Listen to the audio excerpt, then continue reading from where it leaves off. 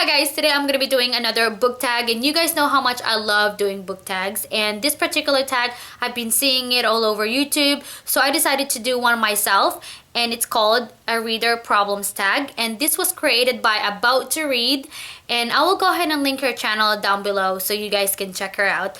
And I don't know anything about the questions, so I don't even know how many there are, so I'm just gonna go ahead and wing it and try to answer the best I can.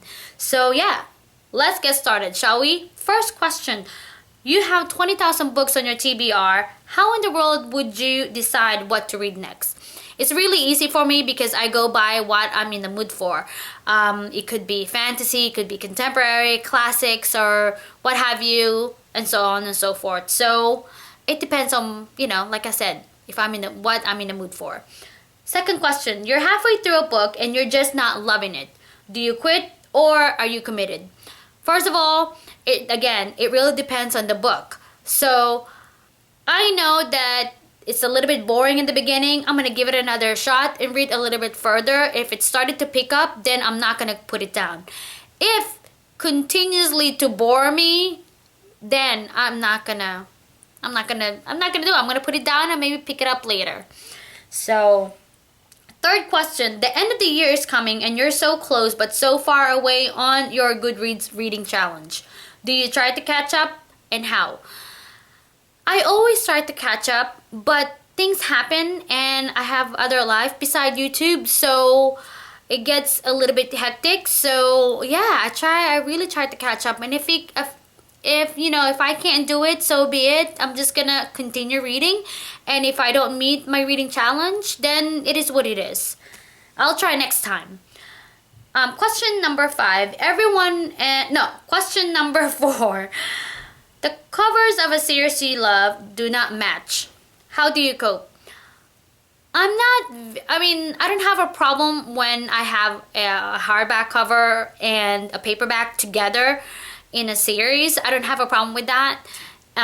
What I do have a problem, if the covers don't match. It sucks, but I'm trying to save my money on not buying a lot of books at the same time, because I love buying books, don't get me wrong, but if the covers don't match for some reason, I don't have a problem. It really sucks. I'm just gonna have to deal with it, and it is what it is, because I'm not gonna buy a whole set of books just so that my covers match. I know. I just have to deal with it. That's it. Question number 5. Everyone and their mother loves a book you don't like. Who do you bond with over shared feelings? I usually bond with my friend at work, and we usually agree on the books that we read sometimes and when we have problems. So, yes. Question number 6. You're reading a book and you're about to start crying in public. How do you deal? I don't think I've ever read a book and I was about to read, or I don't think I've ever read a book that I was about to cry in public. I don't think this applies to me. I don't think I have read, because I don't like books that are gonna make me cry. So question number we did the 5, we did the 6. Question number 7. A sequel of a book you love just came out, but you've forgotten a lot from the prior novel. Will you reread the book, skip the sequel, try to find synopsis on Goodreads, cry in frustration? Oh my goodness. Alright. A sequel of a book that you love just came out. Usually when I read a book, I know I have to wait for at least a year.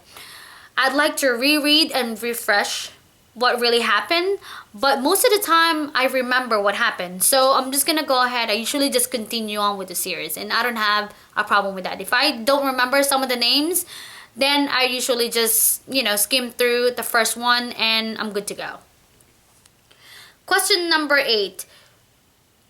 You do not want anyone borrowing your books. How do you politely tell nope when they ask?